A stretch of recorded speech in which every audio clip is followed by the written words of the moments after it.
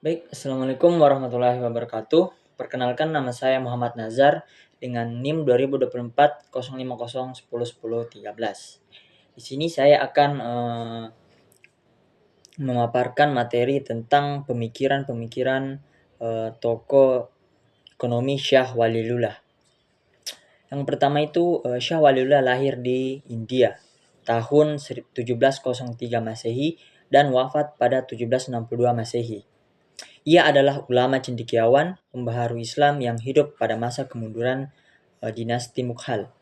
Syah Waliullah dikenal berusaha menghidupkan kembali ajaran Islam agar relevan dengan kondisi sosial, politik, dan ekonomi masyarakat saat itu.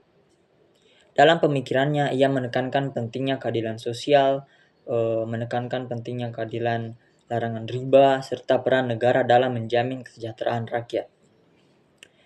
Kita masuk ke pertamanya, pemikiran ekonomi Syah Waliullah. Syah Waliullah adalah pemikir Islam dalam periode ketiga, yaitu masa pembaharuan pemikiran ekonomi Islam ketika umat Islam mengalami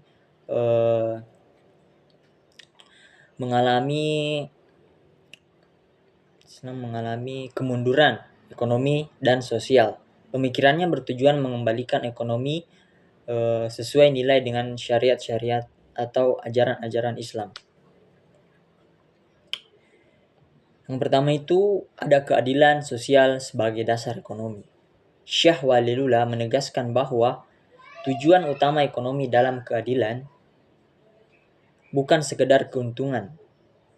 Kekayaan tidak boleh beredar hanya di kalangan orang kaya, karena hal itu akan menimbulkan ketimbangan dan kerusakan sosial. Yang kedua itu distribusi kekayaan. Ia menekankan pentingnya pemerataan pendekatan melalui zakat, infak, sedekah, kebijakan negara yang adil. Menurutnya, distribusi yang adil akan menjaga stabilitas ekonomi dan sosial masyarakat. Yang ketiga itu peran negara dalam ekonomi. Syah Waliullah berpendapat bahwa negara wajib ikut campur dalam kegiatan ekonomi, menjamin kesejahteraan rakyat, melindungi golongan lemah, mencegah penindasan dan monopoli. Yang selanjutnya itu larangan riba. Riba dianggap sebagai penyebab utama eksploitasi ekonomi, penumpukan kekayaan, kemiskinan struktural. Ia mendorong sistem ekonomi berbasis bagi hasil dan berbasis keadilan. Yang kelima itu keseimbangan produksi dan konsumsi.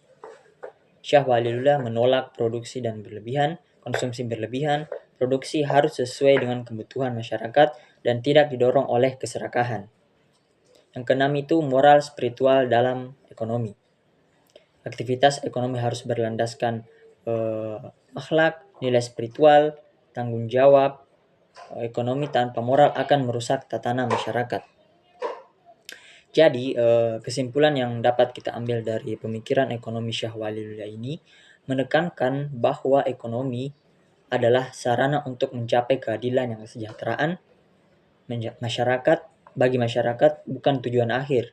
Negara, individu, dan sistem ekonomi harus berjalan dengan selarasnya nilai-nilai moral syariat-syariat Islam. Itu saja pemikiran ekonomi Syah Waliullah yang bisa saya bahas. Terima kasih. Assalamualaikum warahmatullahi wabarakatuh.